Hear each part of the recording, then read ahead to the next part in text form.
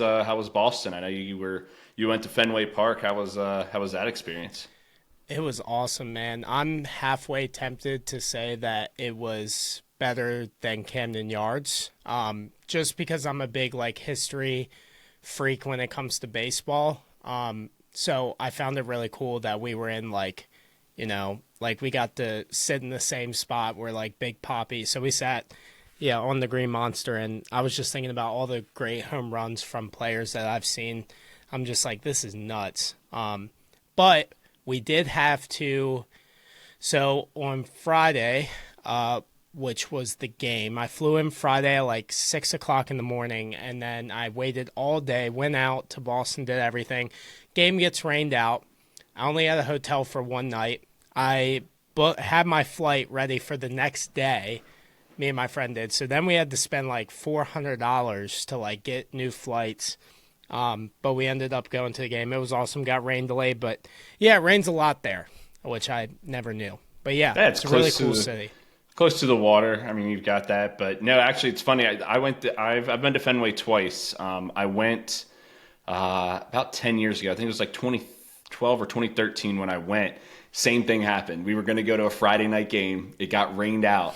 So we just went to the doubleheader the next day. We bought cheap tickets, went to both games. I didn't get a chance to sit on the Monster or even check out the Monster. So like that's bucket list material that you got to check out. You're going to be going to Wrigley later this year, right? Yeah, I'm really excited about that. Those two, man, they're not even just baseball, just sports in general. Like they're two of the meccas when it comes to stadiums, arenas, whatever it might be. I mean, they are right up there, and they never disappoint. Like that's the thing that I've noticed about both of those is like they're hyped up, but they're every bit worth it. Like the money that you're spending to go. I was expecting Fenway, and maybe I'm not expecting that now with Wrigley, but with Fenway, I was expecting it to be old and like it's modern enough where like they redid all the parts that probably needed it, but not the parts that should not be touched. I think they did a good job. And my name is written on the pesky pole forever. I saw now. that. So that's pretty cool. I don't know if they repainted or not. It didn't look like a lot of names, but I looked it up and it said they don't, but I would expect a lot more names on there. I guess people forget Sharpies and don't write it, so I don't know. Yeah, the one cool thing about both those stadiums between Wrigley and Fenway is the areas outside. Like the restaurants, the bars, the life really and truly outside. And you're starting to see that more and more with new stadiums being built is having those areas to go to because I live here in Kansas City. Like the Royal Stadium is out in the middle of nowhere. Like it splits the same parking lot with Arrowhead. And for football, it's great because football is such a tailgate sport. But doing it for baseball is just so difficult. There's 81 games. Tailgating for baseball is just, it's so tough to do. Like people just don't really do it. And they try and do it here. Like I'm not going to say that they don't, but it's just, it's much more of a go to a bar, get some food, then go to the game type of environment rather than tailgating all day. So that's the one thing I loved about more recently, Wrigley. I went to Wrigley in 2023, and then I haven't been to Fenway since 2013. I went to Fenway in '04 when they won the World Series that year. I actually got a chance to go. And actually, I don't know if you've seen Fever Pitch before, but there's a scene where, do yourself, if anybody listening right now, do yourself a favor, watch Fever Pitch. It's one of my favorite movies of all time. But basically, there's a scene where Drew Barrymore gets hit by a foul ball on the head, and it's the only time that they played the Orioles that year in July was that game. It was a day-night doubleheader. We went to the day game. My dad and I were going to go to the night game, but we didn't. And I wish I had because then I would have been at the game that was on Fever Pitch. Wild. But nonetheless, both of those places, and I'm telling you, you're going to love Wrigley. Wrigley's so cool. Literally, it's called the friendly confines of Wrigley Field. Everybody's so freaking friendly. Everybody's I'm so excited nice. for Chicago. I've heard a lot of, I've heard bad things about Chicago, but more recently, I feel like when you talk to people who don't go to Chicago, they say it sucks. And then the people that actually know Chicago and like go through it say it's the best city in the world. So I'm going to try deep dish pizza, which I've never had. But I will say I went to this pizza place, called, I forget what it was called, but Dave Portnoy gave it his like fifth highest score ever, and it was shit. And I think he's being biased. he's being 100% biased. It was in Boston, right? Yeah, because he's from there. And I went somewhere in Tampa that he rated like a 7.8, which is like a high score for him, and it was much better than this place. He is 100% like biased, but obviously he doesn't want to tear down a Boston restaurant.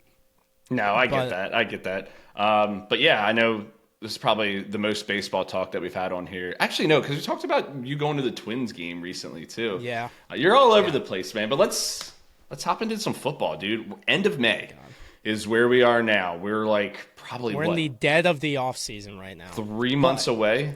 3 months away till kickoff, though. You know, it's 100 days from schedule's today. out now, baby. Like me and you are planning when we're gonna go to games. Like we're going to Ravens Vikings. We're doing Ravens Chiefs. I'm looking so forward to both of those games. I think they're going to be two really good games. I agree. You know, the Chiefs, Ravens, and Vikings, all three have high expectations for this year. I think one team that has got expectations, but I don't really know how they're going to do, is the 49ers. And they just made a huge move. And I say just made, it's probably been a week or so from now. But they re-signed Brock Purdy, 5 years, $265. I think it's an enormous contract.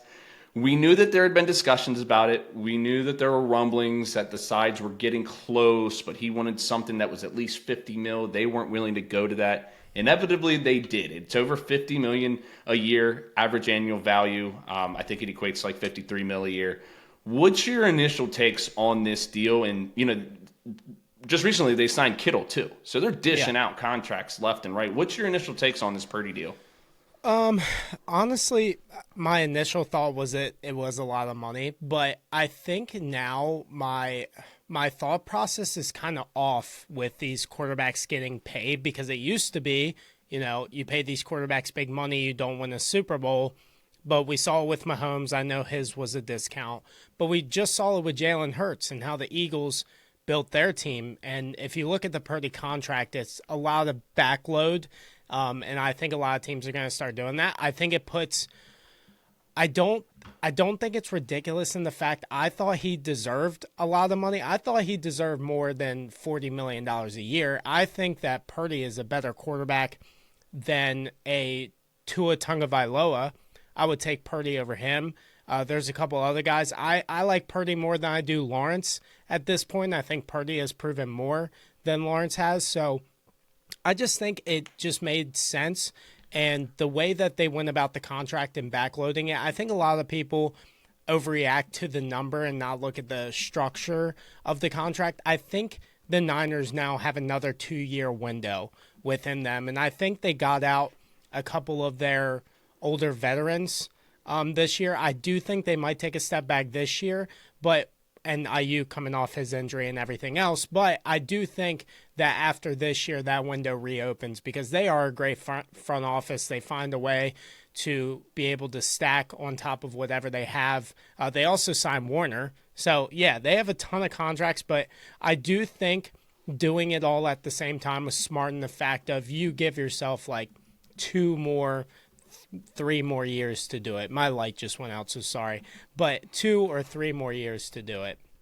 Yeah, no, I think this Super Bowl window is clothing. I'm not as high on them as you probably are. I feel that, yes, re-signing Warner is huge, because that was going to be my big point, was you're still looking to sign him. Now that you've signed him, you've cemented him, which is great. I did not think their draft class was that great. I think Mykel Williams has got a lot of question marks. Ayuk, like you said, coming off that torn ACL, what's he going to have? Your running back has been injury prone beyond belief, I feel like, over his entire career. And now he's, 29 or 30 at this point? Yeah, I think he's in the last year of his deal. That's why I said I think they are going to take like a big step. I don't even know what a step back is for them. I would say that they kind of take a step forward, I guess, just because of the fact that they were injured last year and now they get some of those guys back. They're not going to win, 5 or 6 games. They're probably going to win 8 or 9 games. I think they won 7 last year. Trent Williams is still there. He's going to be the cement there for your offensive line. Dominic Puni had a great year last year. The emergence of him, the 3rd-round pick, was huge for them because Trent Williams got hurt, and they were just trying to piece things together there at the end. So, yeah, I think the injuries definitely played a role. in what they did last year. Kittle had a quote, and he said, "I'm happy that we don't have a bunch of guys holding out for contracts," which is true. I think those distractions are now gone, and that can definitely help you out. He said, "I'm glad that we are not having a super drama-filled offseason. I think every year of my career we've had a quarterback controversy at some point, and to not have that, it's going great." Getting rid of Debo, I don't think is that big of a loss. I think Pearsall and Jennings can absolutely easily pick up that slack. Yes, he was a Swiss Army knife. Yes, he could do a bunch of different things. You have McCaffrey, hopefully healthy, knock on wood. But outside of Warner and Bosa, there's a lot of question marks on this defense that I really, really worry about now. Ward's gone, so you don't have him there. Mufunga's gone, so you don't have him there. I worry about a lot of the question marks on the defense as well as the other side of the line outside of Williams and Puney. I personally don't feel like Brock Purdy is a quarterback that can go out and win you a Super Bowl. Can he be the quarterback of a Super Bowl winning team? Yes, but he has to have the pieces around him in order to succeed. You were talking about Trevor Lawrence. I think if you put Trevor Lawrence on this team, they're better. I definitely disagree. do. I think. I absolutely think they're better. Let me ask you. Hold on. Let me ask you something about Trevor. Who has he had in his career at weapons wise? They have given him everything possible. They drafted Travis Etienne in the first round. They went out and got Christian Kirk. They went out. I know Gabe Davis was hurt last year. They went out and got Gabe Davis. They have BTJ now. They have gone out and tried to surround. They've invested in that offensive line. They invested in the offensive line, but they were terrible signings. Those guys were shit that they brought in. I agree, but they're okay. Patrick Mahomes just went to a Super Bowl with a bad offensive line. This is Patrick Mahomes, though. But he's getting paid more than Mahomes. He's getting paid more than Mahomes. Absolutely. You cannot tell me one thing that Trevor Lawrence does better than Brock Purdy, because Trevor Lawrence has I think his arm strength is better, but he's never. Once you said the same thing about Purdy, he doesn't elevate the team. When has Trevor Lawrence ever elevated his team except for that 1 year and that one run where he had plenty of weapons across the board? Right in that year. But Brock Purdy has arguably the last couple of years. I mean, I know the injuries have definitely derailed him, but it was the best running back in football, the best left tackle in football, the best middle linebacker in football, one of the best defensive ends in football. I would not say that Trevor Lawrence has had, quote unquote, the best at any of those positions. We're talking about Travis Etienne. I think Tank Bigsby's a starting running back there now. Like, Etienne has completely fallen off now. Well, I agree. But also I'm talking about, I know that Travis Etienne last year, but before then, Travis Etienne was one of the best receiving backs in the NFL. Also, he's fallen off. I'm not going to sit there and say that Doug Peterson is shit, but he's, in my opinion, no Kyle Shanahan. Super Bowl winning head coach. Correct. I totally agree with that. And they hit lightning in a bottle that year. Everybody knows that. Come on now. Okay. Let's look at the Jacksonville's roster in 2022. They had Travis Etienne, who went for 1,125 yards, and he also had 400 yards in the air. Zay Jones, who had 823 yards and was a decent wide receiver too for a while. That was very underrated in his career. Christian Kirk, who went for 1,100 yards. Evan Ingram, who was known as a top 5 tight end in that year. They also had Cam Robinson. They had Brandon Sheriff, Jawan Taylor, and all these guys were playing 17 games. And they also took the defense, you had Trayvon Walker, Devin Lloyd, Josh Hines Allen. How many first-round picks do you have on this roster? I mean, they had they came back to beat the Chargers, and then what did they do in that next game? They almost beat Kansas City. They did, but Brock Purdy's made it. I'm not saying he hasn't. In my opinion, those guys that you named are great. But you talked about Evan Ingram as a top 5 tight end. George Kittle's better. George Kittle's better. The wide receivers in San Fran were better.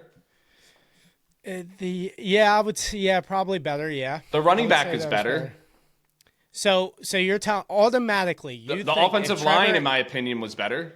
If Trevor Lawrence was on that team in, 2023? I think it's the same argument with Hurts in Philly. Like, I think there's so many guys you can plug into Philly. There's so many guys you can plug into Philly, and they would have great success. I'm not saying you take Trevor Lawrence and put him in there. I think Hurts is better than Lawrence. But I would say if you take, I will die on this hill. If you take Kyler Murray and you put him in Philly, they'd have the same results. Would you agree that that Trevor and Purdy, there is not a gap. You can have the argument. Well, contract-wise, I don't think there's much of a gap either. Well, there's not much of a gap in production. I think Trevor Lawrence is a turnover king. There's a higher ceiling for Trevor Lawrence. Yes, we've been saying that since he's been drafted in 2021. He was the first overall pick. At this moment, we need to start saying that Trevor Lawrence is possibly a bust. And we haven't because of the amount of turnovers he has. You cannot win in the national. That is one thing that Purdy does better than Lawrence, and why I like Purdy more than Lawrence is because he is a great decision maker, and Lawrence is not. He fumbles the ball way too often. He throws too many interceptions. He has the talent out of the root. Where is the one thing when Trevor Lawrence was coming out was his rushing ability, his ability to be able to scramble and get out of the pocket. I have not seen that since maybe the first year he was in the NFL. It seems like that got taken away completely. So it does not feel like the same prospect that was coming out that we all thought was going to be the next Peyton Manning. And now I feel like I don't know if there is that much difference, and I like a decision maker better than I do with potential in a player. What was the first thing in 5 years. What was the first thing you said as to why you feel like San Fran's window is not closed? Because of backloaded contracts, and they can add on more pieces. Okay, alluding to that, I'm talking about the front office. Who has had one of the worst front offices? Who's had one of the worst front offices? I'll agree. But I think that this is my thing. Bar none, Purdy has been set up for success way better than Lawrence has, in my opinion. And that's me personally is why. That's why I still believe in Justin Fields, because I don't think that he has been given the tools and the front office and the organization that some of these other guys have been given. Like, sometimes it's just a luck of the draw where you get drafted and where you go. And like for Purdy, there were some injuries ahead of him, and he was able to slide right into a starting role where every other person on the field was arguably the best at their position. And he just had to, quote unquote, not fuck it up. Yeah.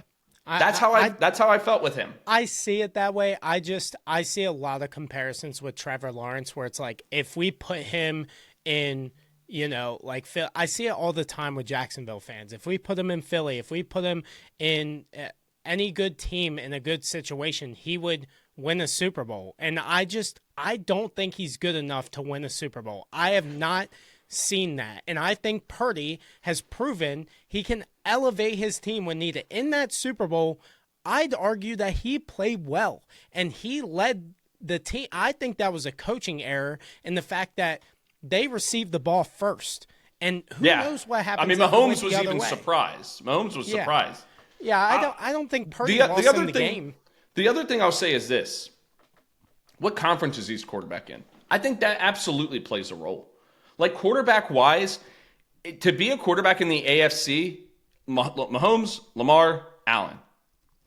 You got to go through all three of them. And how many quarterbacks are better than than any of those three in the league right now? I would argue none. And if you want to argue one, it might be Burrow. I know you have, your reservations when it comes to Burrow, but I would argue those are, in my opinion, the top four quarterbacks, and they're all in the AFC. And that's the toughest thing for Lawrence right now. Is same thing with Herbert. You got to same thing with Stroud. Like, these guys have got immense talent that I think are really good quarterbacks, but they're just stuck in a situation. Those teams are in purgatory because you can't get over those other teams because they have those quarterbacks. That's why I feel right now teams in the NFC have the best shot at going at it. I know the Eagles are there, but outside of the Eagles, who is really such a quote-unquote formidable team? Detroit's shown their flaws in the playoffs. I would argue that Washington's on the come up. I would say Detroit has the second. I would say Detroit has the second best roster in the NFL. If you go bar for bar, but they haven't gotten to that next level.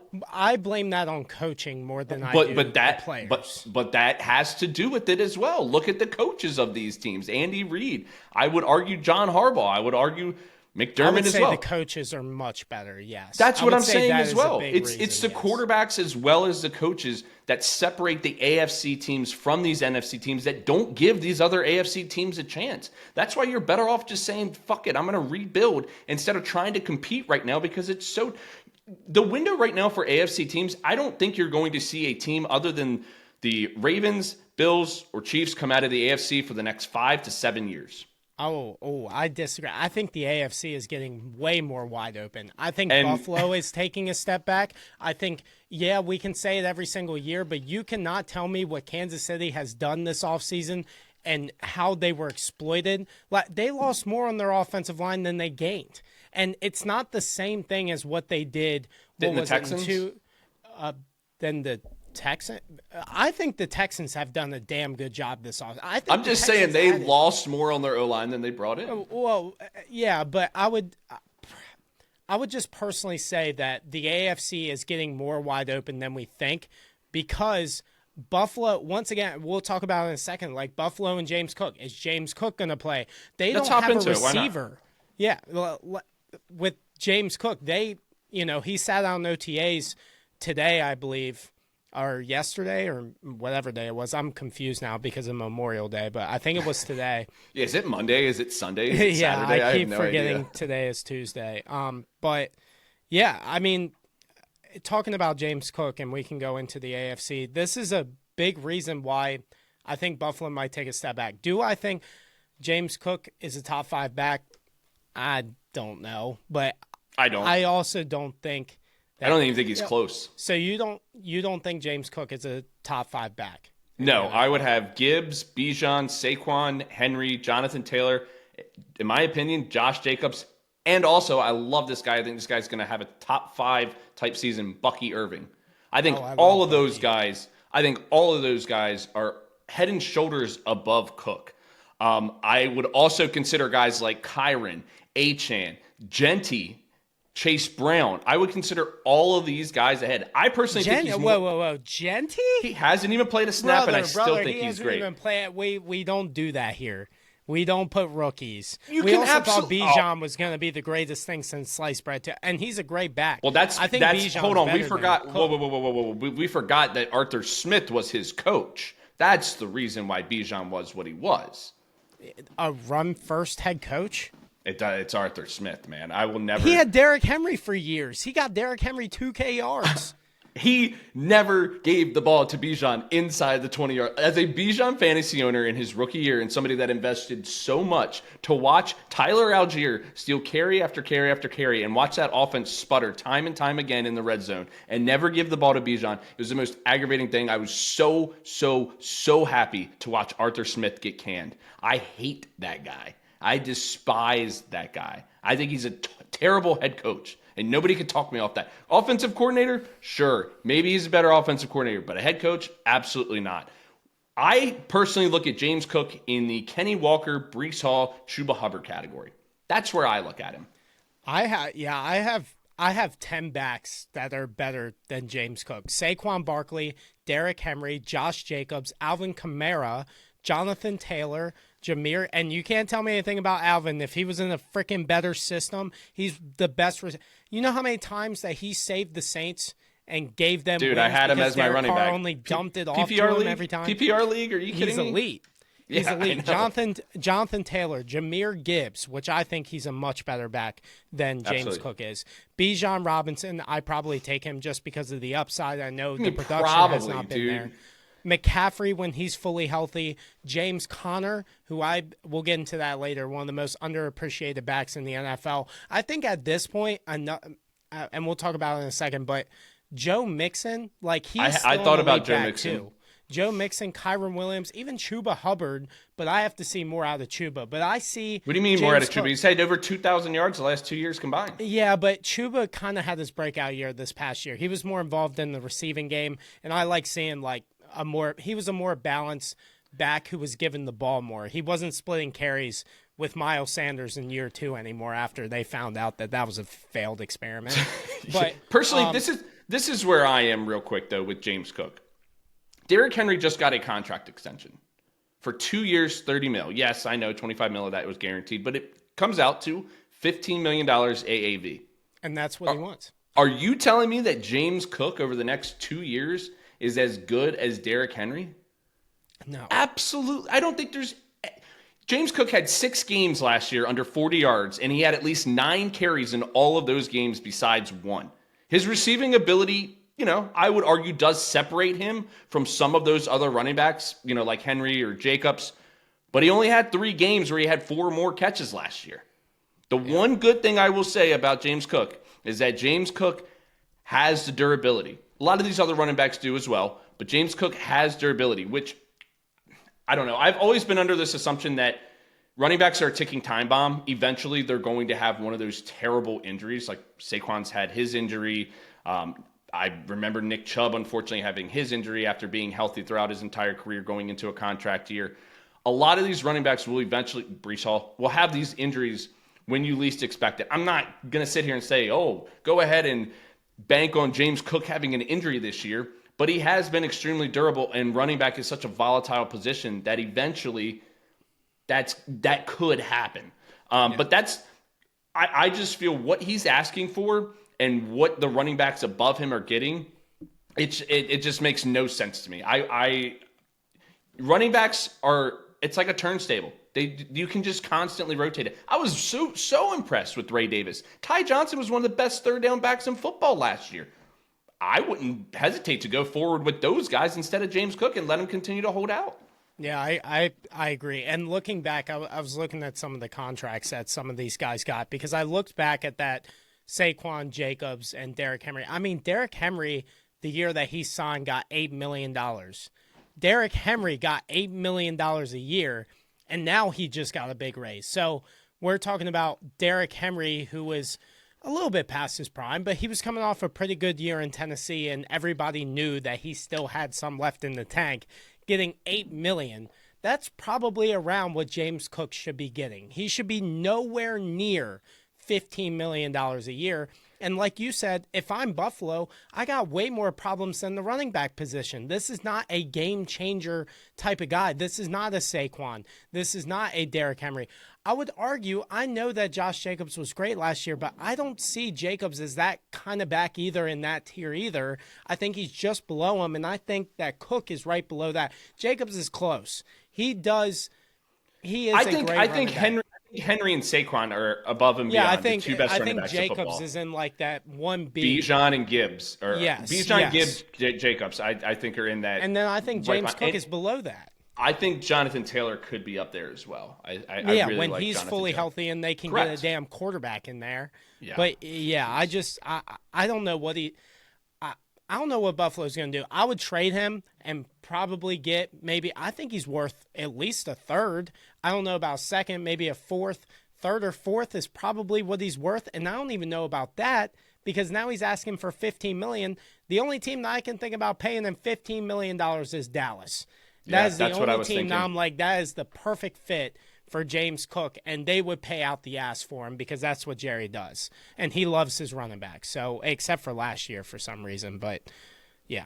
Yeah, I like the Dallas fit. I mean, that makes all too much sense. Aaron Jones, I thought it was a huge overpay by the Vikings. They gave him 1 year, $10 million. This guy's asking for $5 million more than what Aaron Jones got, and Aaron Jones had a really good season last year. I thought it was a big overpay by the Vikings, and I'm a Vikings fan. So for me to say that should probably tell you that, damn, they did overpay him. But I see something like that for James Cook, like a 3-year, $30 million deal. I think is totally reasonable deal here. I mean, he didn't have what were his yards per carry? Like it was at 4. It was about 5. So that's probably what he's arguing is the durability plus the yards per carry. Yeah, but most of his touchdowns came because they would get inside the 1 yard line because of Josh Allen, and they didn't run the tush push. They would give it to James Cook. That's the other thing that I would argue is as much as his success is predicated off of Josh Allen, I would say it's also predicated off his offensive line. Like it's one of the best run blocking offensive lines in football. And you see that because look how much success Josh Allen has.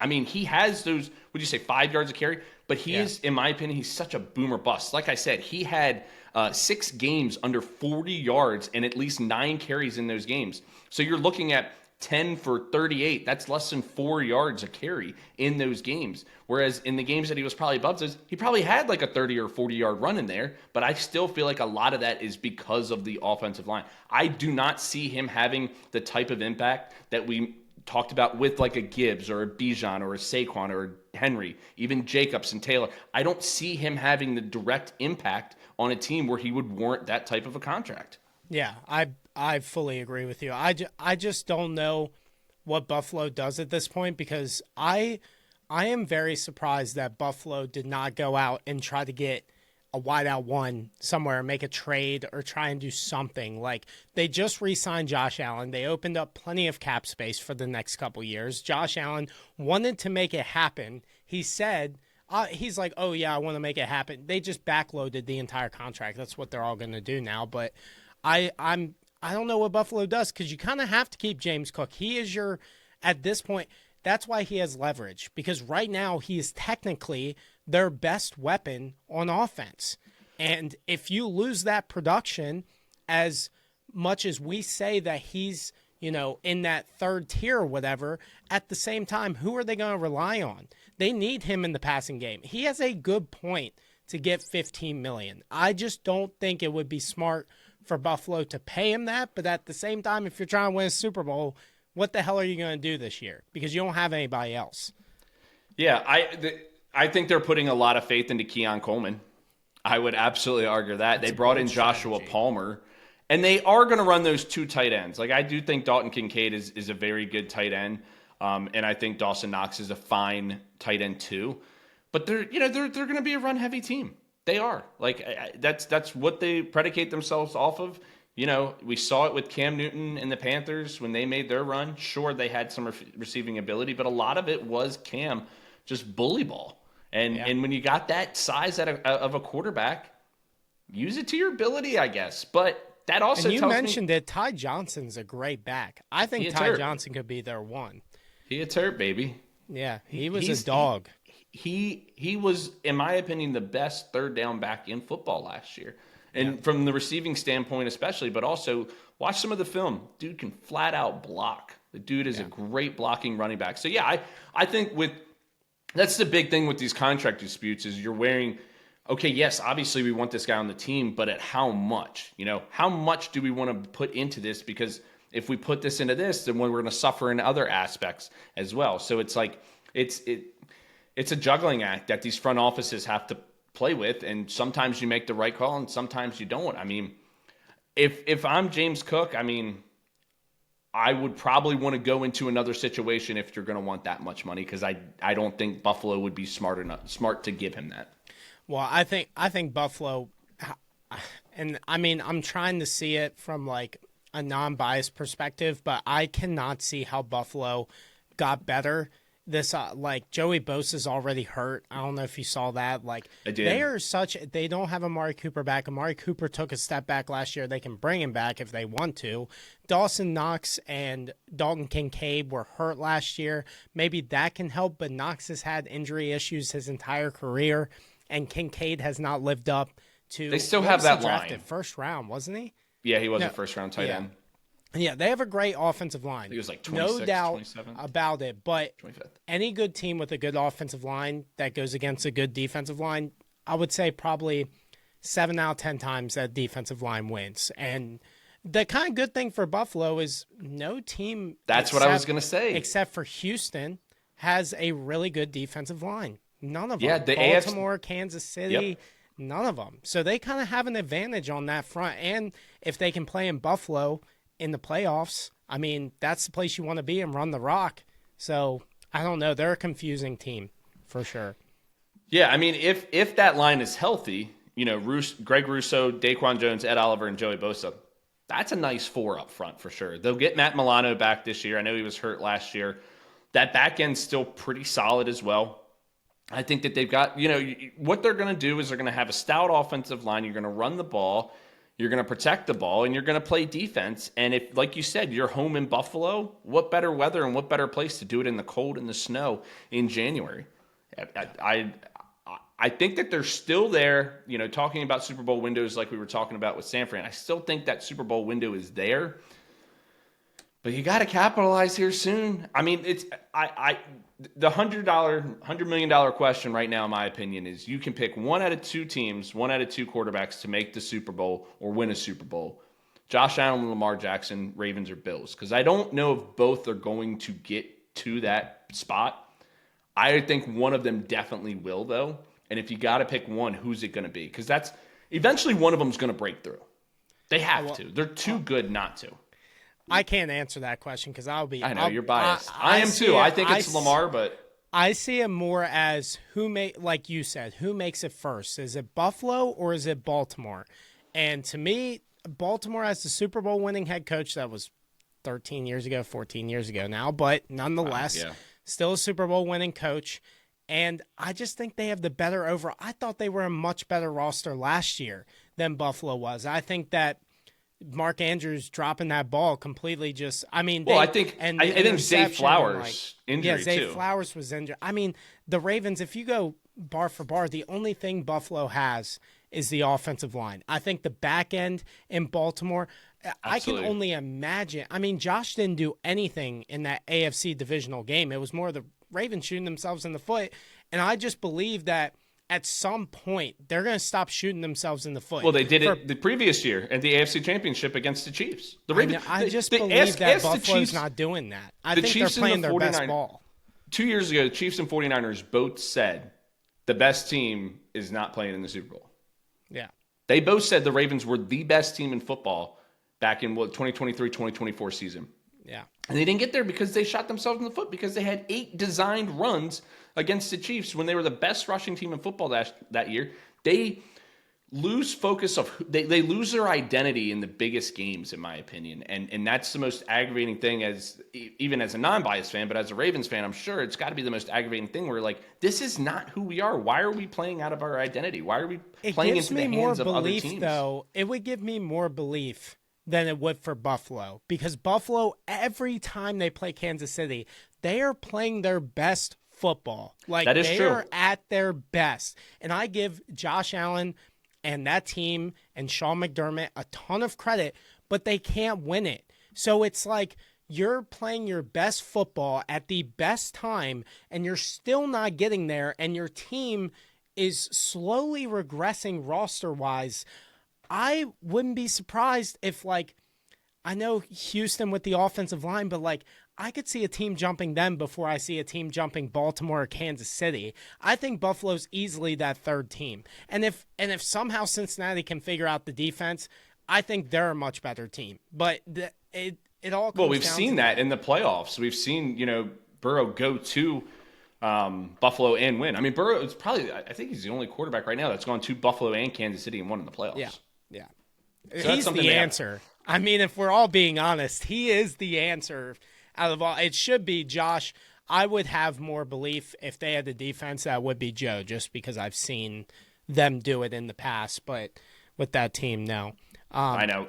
Let's hop into. We were, talking about James Cook. I know this is one question that you proposed. Is, looking at the landscape of running backs in the league, who are the 3 most underrated or underappreciated, however you want to look at it. But in your mind, who are the 3 most underrated or underappreciated running backs in the NFL?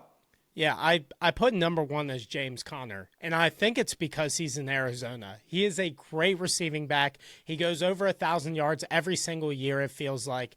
And I also think the injury concern, this past year, he had a really good year. I mean, back in Pittsburgh, he had quietly. Yeah, it's so quiet because he plays in Arizona. And I think if he was in a better system and a bigger market, not even market, a better team, like if he was in Buffalo, I think that we would be having the conversation of, is he a top 5 back? I think he benefits a lot from Kyler being there too, but at the same time, if he was with Josh or Lamar or something, I think we'd be talking a lot about James Conner.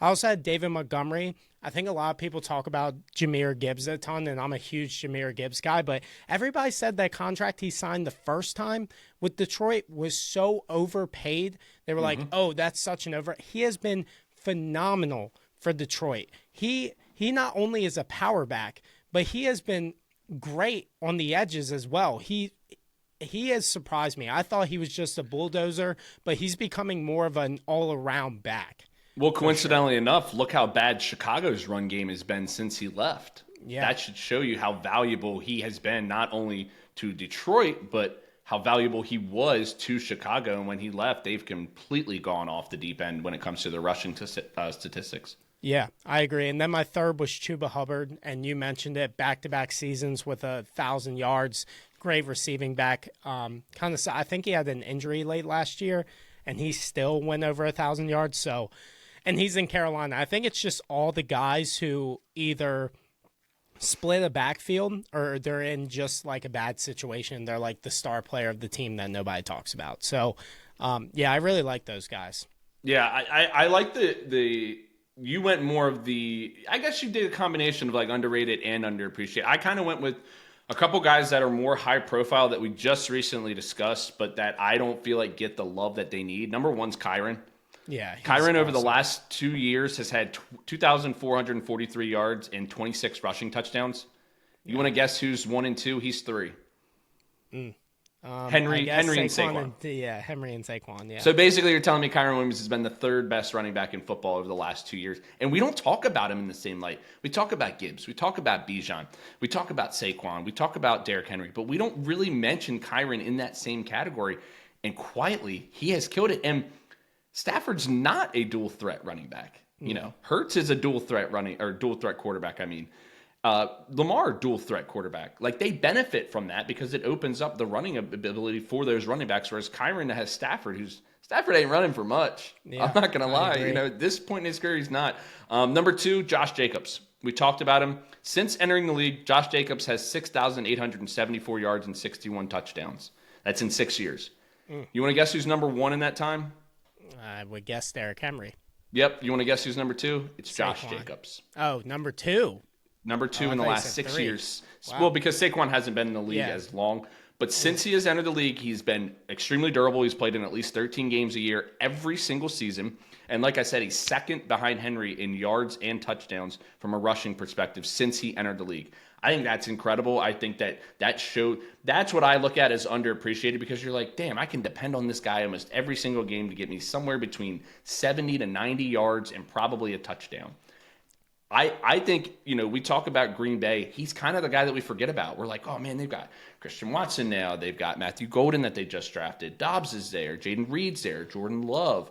Forget about the guy that's probably a top 5 back in your backfield. I feel like he goes unnoticed because of those other guys. And the last guy, I've alluded to him all episode, Bucky freaking Irvin, man. I absolutely love this guy. I personally think he's going to be a top 5 back. He averaged 5.4 yards per carry last year in a timeshare backfield where he wasn't able to really build up that confidence because he was splitting carries with Rachaad White. Once they took the handcuffs off him, and I know a lot of it was due to Rachaad White's injury, but once they took those handcuffs off, this guy ran wild. I don't want to say that I look at him like a mini version of Adrian Peterson, but the way this guy runs, he just absolutely bulldozes some of these guys. He's 5'9", and he plays like he's 6'1".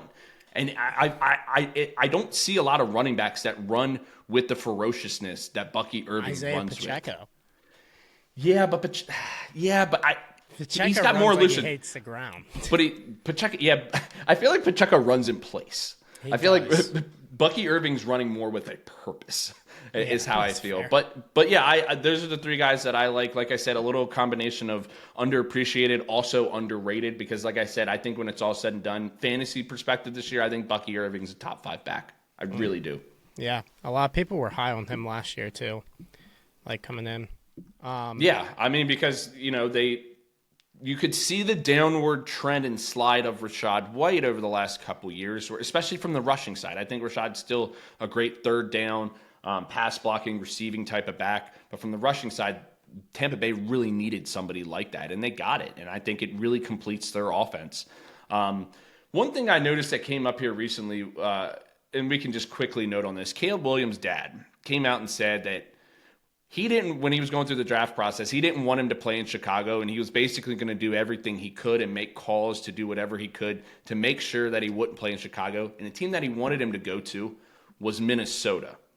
Is that something, or is that nothing?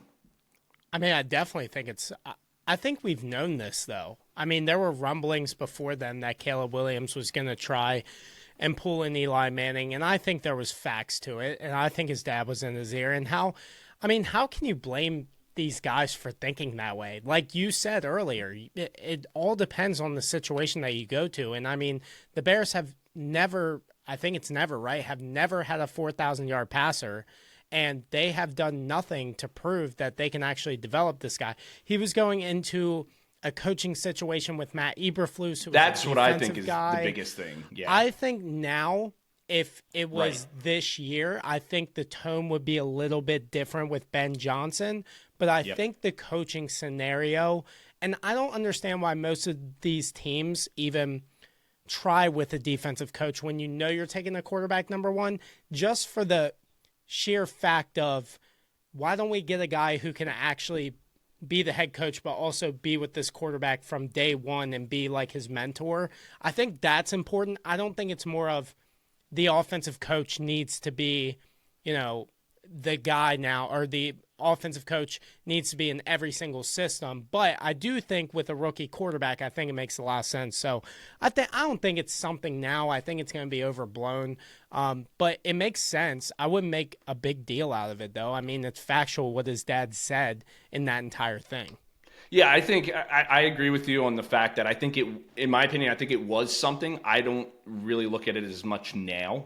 I think that when, like you said, he went into a situation with a guy that Eberflus, where his dad obviously was worried about Eberflus, and rightfully so. I mean, this is a guy who inevitably became the first coach ever fired in season by the Bears franchise. They had never fired a coach in season, and they fired this guy in season.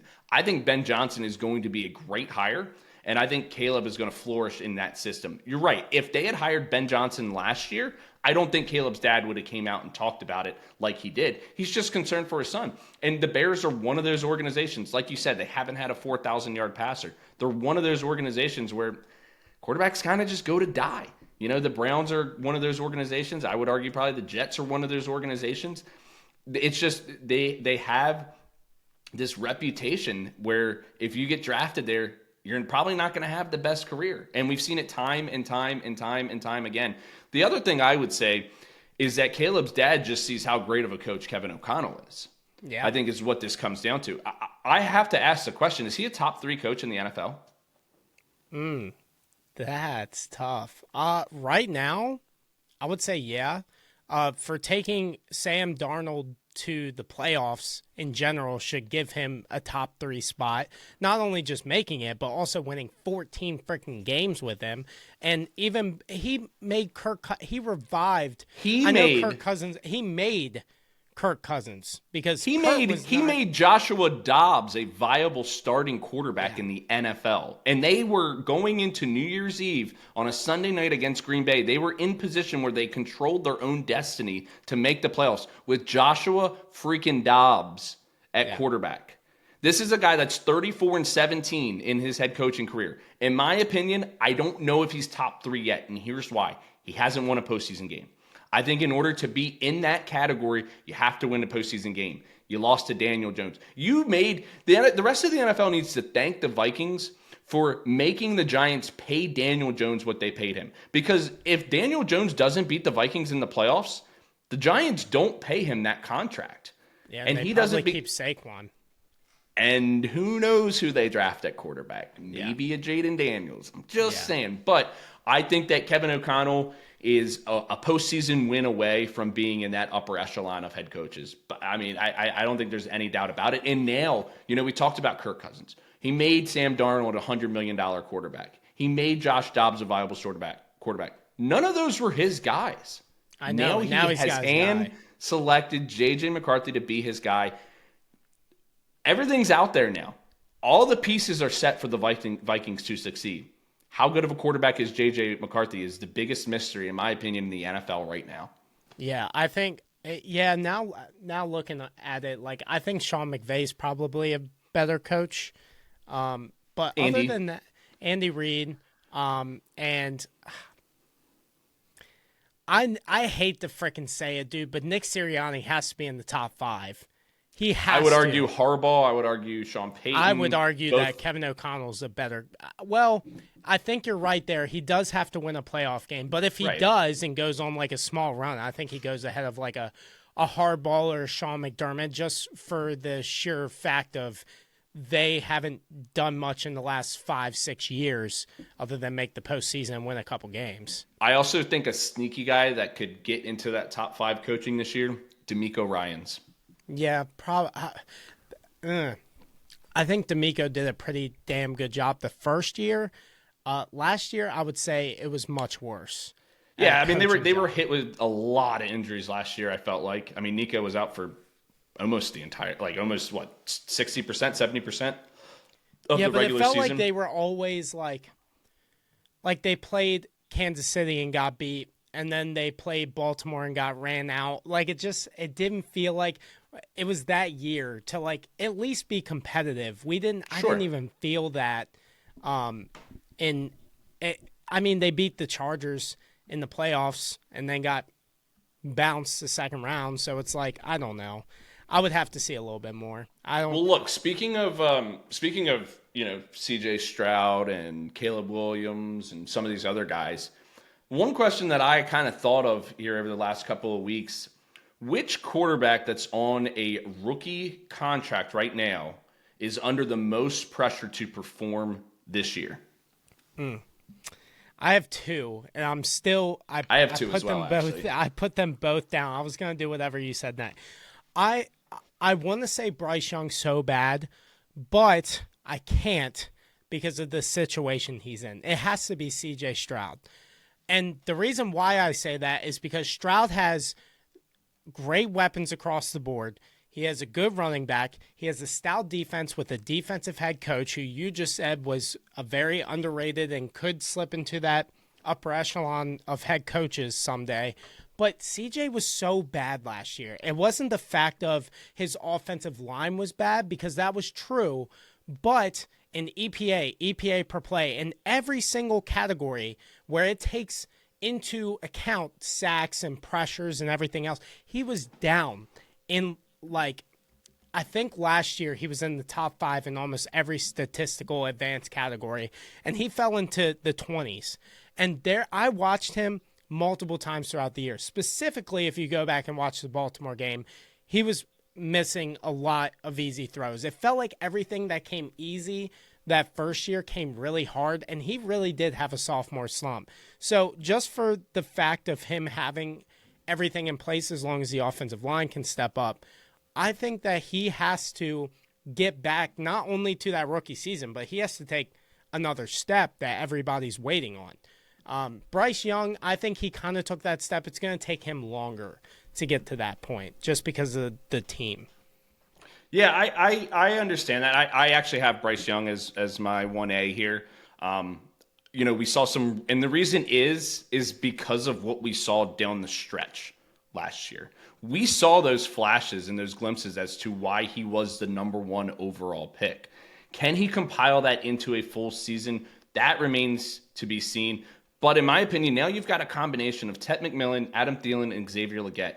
It's a pretty decent weapons. I'm not saying that it's the best core group of guys, but I think it's a core group where, and Chuba Hubbard as your running back, I think it's a core group where you can say, we've got you some weapons. Like, show me that you can be a starting quarterback in the NFL with these weapons. That's what I want to see. I don't want to see Bryce Young go out, and I don't think we're going to be a top 10 quarterback this year. I don't see that. That's fine. But can he be a top 20, consistently a top 20 quarterback? Because like I said, down the stretch, those last 5 to 6 to 7 games, Panthers were in a lot of those games. They lost on a game-winning field goal to the Chiefs. They were right there to the end, and he made some incredible throws in a lot of those games. The other guy that I've got, Anthony Richardson. I think this guy's under tremendous pressure right now. Basically, is he a starting quarterback in this league that deserves a big contract? No. I have to say one thing about Anthony Richardson. I was huge on the Anthony Richardson thing during the draft, but can we please, one thing that I want the NFL community, media, or whatever, is to stop leaning so much on potential, and please just put out there. It's crazy because I got a guy next year. I have a guy next year in the draft. That's all potential. Anthony Richardson has a career completion percentage of under 50%. He did the exact same thing at Florida. It's not translating. And we see these wow throws, and all these like media members are like, dude, like we have to believe that Anthony's going to take the step. What makes people believe? I mean, there Because are guys you see who those wow flashes. There That's have been why. plenty of guys who can make those throws that have made them. I mean, I have literally seen PJ Walker, but they're not like 6'5", 240, can run like a 4'5". It's not Cam Newton, though. It's the same, dude. You cannot. The body stature. Two things. There is mainly two things you cannot fix in the NFL. Josh Allen is an outlier. It's accuracy most of the time, and turnovers. That's why Sam Darnold, it's mainly turnovers. I think there are more cases with completion percentage, but same thing with Anthony Richardson with the turnovers. We saw it with him. We saw it with Sam Darnold when he was taken in the top 5. We saw it with Josh Rosen when he was taken pretty high. Like all these quarterbacks who have the high potential but high turnover rate, it's like we forget about that because of the potential, but you cannot fix decision-making after a certain amount of time. I just don't believe that can be fixed. None of them. And none of the top quarterbacks in the league had that problem. Mahomes, maybe a little bit more, but he also had double the touchdowns in college. So it's a little bit different. But if he was to beat out Daniel Jones and be the starter for, let's say, 85% of the games, they make the playoffs, would you think about a contract? That's where I am. Because if he makes those strides, I could see them talking about a contract. If he makes those strides, and if he takes them to the playoffs, I absolutely think that they could talk about that. You remember what they did last year with him? With well, he has to mature more than anything. I mean, that's the biggest thing with him. Well, yeah, he can't tapping out. It wasn't even that. It was the head coach. The guy from Philly, Shane Steichen, right? Yep. Shane Steichen came out on the podium and basically said that he is not a franchise quarterback and he is not going to play. You could just tell the weirdness of bringing in Joe Flacco, not naming a quarterback, like basically not even giving him a chance anymore, like, and then throwing him back in there. Like, I think the franchise is done. Even if he plays 85% of the games, like you said, 85 is not 100. And the biggest issue, other than turnovers, is the injury concern because he can't figure out how to slide. He cannot figure out how to protect his body like a Lamar or Josh Allen does. And until he does that, I don't even think they have that discussion until the 5th year. I think they give him the 5th-year option at most and then make that decision. I think you're probably right. Look, I don't think he's a starting quarterback, just for the record. I'm throwing that out there. I do not think Anthony Richardson is a starting quarterback. I thought you were an Anthony Richardson believer. I was going into last year. I was. I was too. And after last year, I'm out on him. I don't think he's a starting quarterback. But I did want to bring up this hypothetical. If he is a starting quarterback, pretty much for every game, they make the playoffs, he protects the ball, like what does that type of conversation look like for Indy?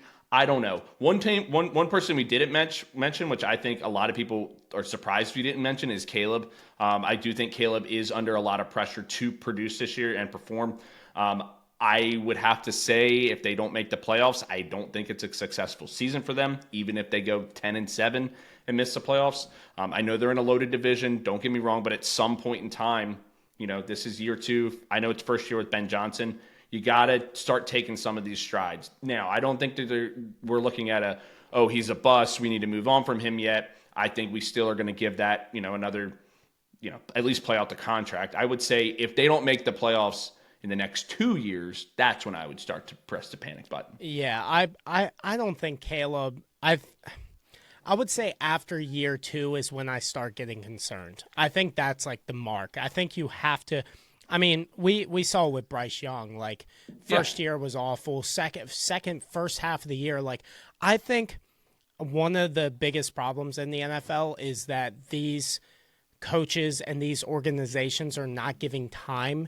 I mean, we used to think that rookie quarterbacks would not be fully developed and fully ready to take that step until year 4. That used to be like a discussion. And now it's like, they need to start taking the strides now. They need to start, winning games now. And it's like, that's not how it works in the NFL. You have to give them time, especially if you're a bad organization like the Bears. I don't care. Ryan Poles is still on my, I don't know what kind of GM you are until it's proven. I said, going into this offseason, I said I felt like they had the most pressure to produce. I think it's more on Poles than Caleb. Yeah. Oh, no. That's what I meant going into the offseason. I'm not necessarily putting that on the coach, and I'm not necessarily putting that on the players. I'm putting that on the front office. Like the signings that you made, the draft picks that you made, between Loveland, Burden, shoring up that offensive line. Those are the things that now we're looking at that are like, hey, okay, you went out, you made what you thought were the right moves. Are they the right moves? That remains to be seen. One question that I did have, and the answer is a guy that's still on a rookie deal. Who's the only quarterback in the AFC that has played and won a Super Bowl besides Mahomes in the last decade? Oh, man. Other than Mahomes and Brady? That are still playing. I'm saying that are still playing. There's a quarterback in the AFC that played and won a Super Bowl that has happened in the last decade. He's always played in the AFC. Well, yeah, no. He doesn't play in the AFC. It would be, and he plays in the AFC right now. Yes. Flacco. No, not in the last 10 years. Oh, 10. Jeez, God, 2013 doesn't feel that long ago. I have to go through Super Bowl winners. That one's tough. You're not going to get it. I'm going to tell you this right now because it's Kenny Pickett. Oh, my God. Oh, my God. Kenny Pickett's the only quarterback outside Mahomes to play and won a Super Bowl in the last 10 years. He did play. He did play. Took a snap. He did. So that's another guy on a rookie contract that I think's got a lot to prove too. I mean, yes, he's going into a situation that's kind of like, a doomsday situation. I think it's over, man. There's no pressure on him. I think it is too. I think it's pressure to keep a job in the NFL for the next 6-7 years. I don't think it's like another starter position. I would agree. I think he will be a career bridge quarterback if he makes a really good year this year. And I think that would be a great career for Kenny Pickett. Super Bowl winner, bridge quarterback, play 8-9 years. Good for you. First round draft pick. I think that's awesome. Good for him. Yeah, I think I agree with you on that. I just thought it was funny. I was like, of all people, it's Kenny freaking Pickett that it's him and Mahomes in the last decade. The last thing, let's debate one more topic before we get on out of here. This is something that I think we're going to have a little bit of variance on.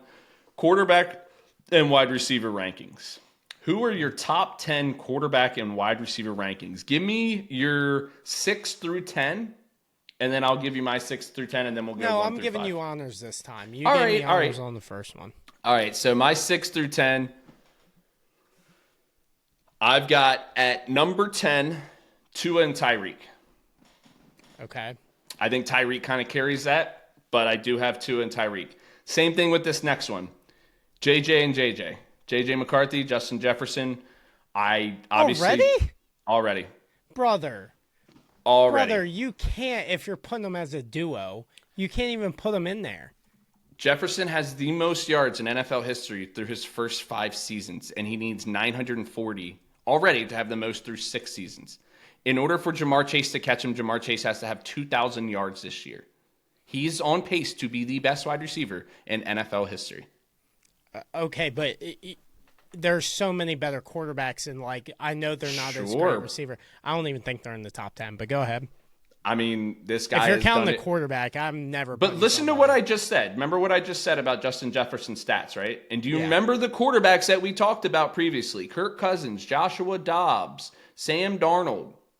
I'm just saying, he doesn't need the quarterback. We're talking about a guy that didn't throw the ball much in college, but yeah. But he's now got the best receiver in football.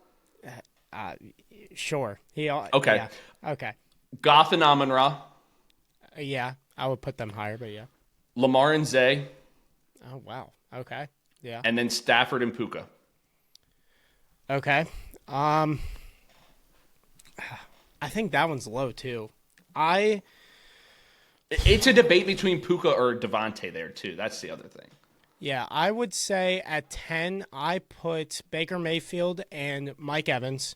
I think that's a very underrated duo, and Mike Evans is still producing at a very high level.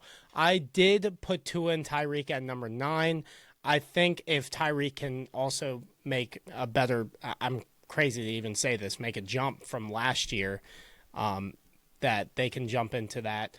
I also had Jaden Daniels and Terry McLaurin at that, and then I also had Lamar Jackson and Zay Flowers as well. I think that was four. Four, I think. Yeah. Two more, right? No, one more. Oh, one more. Yes. And then I put C.J. Stroud and Nico Collins. Okay. So honorable mentions. Top five. These were some honorable mentions that we didn't mention. Herbert and Ladd McConkey. I think he'll end up a top 10 receiver after this year. Yes. Mahomes and Rashee Rice or Worthy, I think, are definitely up there. Nix and Cortland Sutton, Trevor Lawrence and Brian Thomas Jr., Kyler and Marvin Harrison, and Caleb and DJ Moore. Those were some other ones that I thought of that I didn't have in my top 10 and that you didn't have either. I had Jaden and Terry on my honorable mention. I'll list that as well. Now, number 5, I have Jalen Hurts, A.J. Brown. That's low. Okay. Who do you have at number 5?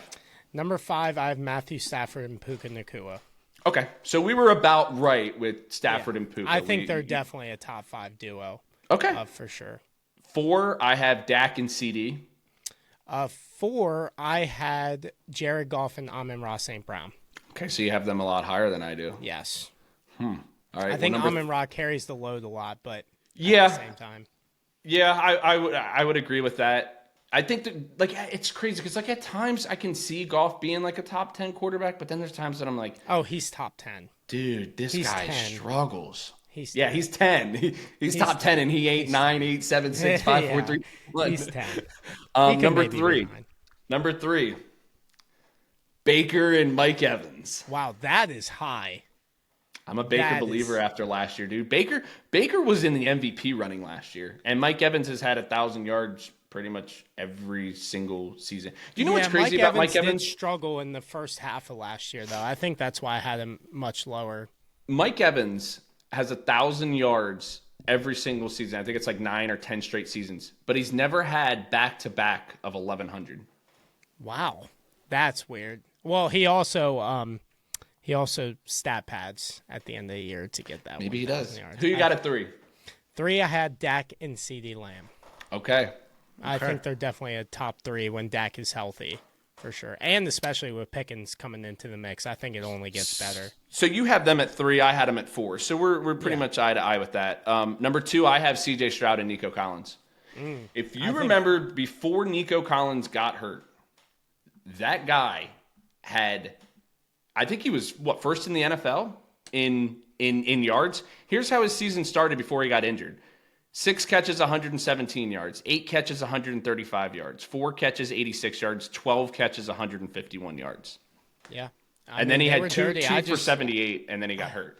Yeah, I just don't know about CJ. I think that's what brings him down on my list. I'm really surprised. I'm curious to see who your 2 is. That was my 2. Oh, that one Stroud was your and 2. Nico. Sorry. And who's your 2? My 2 is Jalen Hurts and A.J. Brown. So we both got the same one. Yeah, that one was the one that I was really. Where'd you put them on your list? It 5. Was I think that's super high, man.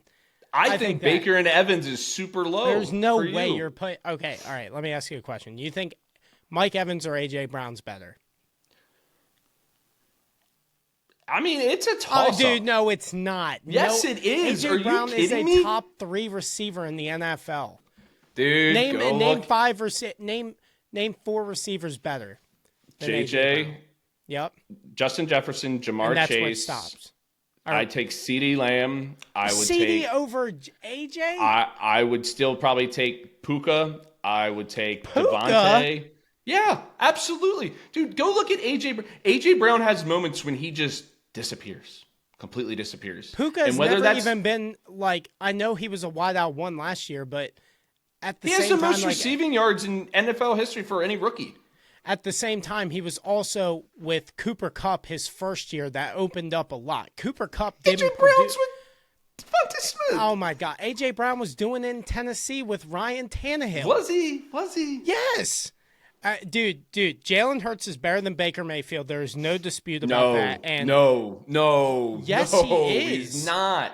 No, he's not. Jalen Hurts is a better runner than Baker Mayfield, but a better quarterback? No, I'm taking Baker. Yes, he is a better I'm taking passer. Baker He's a 7 better days a week decision-maker. and twice on Sunday. I think you forget Baker Mayfield's bad moments where he can throw 3 or 4 interceptions in a game when he wants to. He has complete meltdowns. What are they Jalen head-to-head? Hurts, What are they head-to-head? I don't know Baker, what they are. 2-0.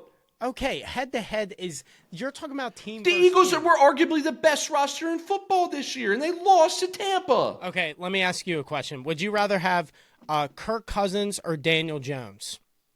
Now? In 2022.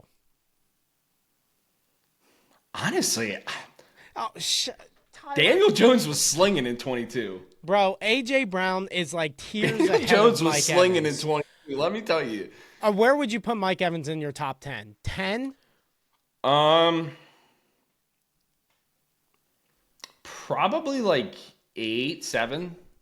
I think the fact that A.J. Brown has proven that he can produce without a quarterback as good as Jalen Hurts and without a second receiver like Devontae Smith puts him light years ahead. And A.J. has produced in the playoffs.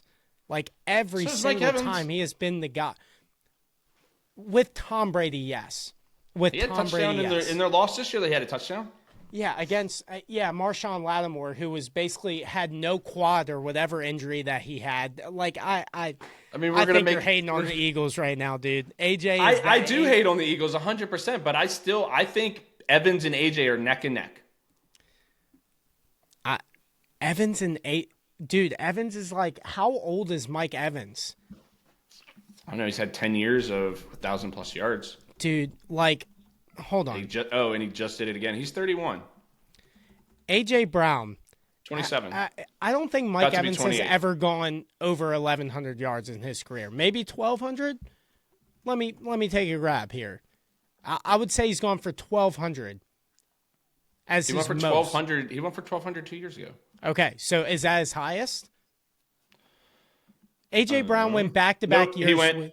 Oh, he did go back-to-back for 1,100. My bad. Maybe it was 3 straight. That's what it was. Yeah, it was 3 straight that he hasn't done it. He had 1,200 in 2023, 1,100 in 2022, 1,100 in 2019, 1,500 in 2018, 1,300 in 2016, 1,200 in 2015. AJ Brown went he's had back-to-back 1,000 years with every 50. single year. Yeah, but AJ Brown went back-to-back years in 2022 and 2023 with basically 1,500 yards and 7+ touchdowns. I mean, in 2022, AJ Brown had 1,496 and 11 touchdowns. Scored a touchdown in the Super Bowl. I don't even think it's close, dude. I think He hasn't. I think He there hasn't is, had like, any. tiers. His highest year is not above Evans. What was Evans' best year? He had 1,500 twice. How many touchdowns? Oh, if you want to get into that, then that's a whole nother ball game too. No, touchdowns with those yards. 8 with 1,500, Okay. and that was his top year. Okay. And AJ Brown went for 1,496. Let's round up to 1,500. Well, he had 1,524, so it's still more. And 11 touchdowns in a season. And What's they have his the most same amount of touchdowns? rings. What's his most touchdowns in a season? He's had 11 twice. Mike Evans has 12, 12, 13, 14. And how many of those times were with Tom Brady? When was Brady there? 21? 21 through 23. No, Or he no, wasn't there in 22. Wait, no, 2020 because they won the Super Bowl. It was 2020 through 22. So he had 13 in 2020 and 14 in 2021 and 6 in 22. Interesting. I mean, he's had. I just the last don't 2 think that years you can with sit Baker. here and tell me who are you taking right now for 1 year. You're taking Mike Evans over AJ Brown. Seriously, It's definitely a debate. it's not even close, dude. It's not even close. And then one was Joe Burrow and Jamar Chase. I think Yeah, we that one both was have pretty that. easy.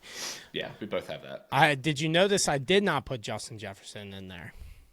Yeah, I noticed. I know that you didn't. I'm not saying. Look, there's got to be some bias here, being a Vikings fan. Like I have to throw. Hey, some type I of hope he bias lights in it up for you. It doesn't affect me. I hope JJ goes out and you guys have your quarterback now. I've never seen a rookie, because I'm going to label him as a rookie quarterback, go into a situation that he's going into.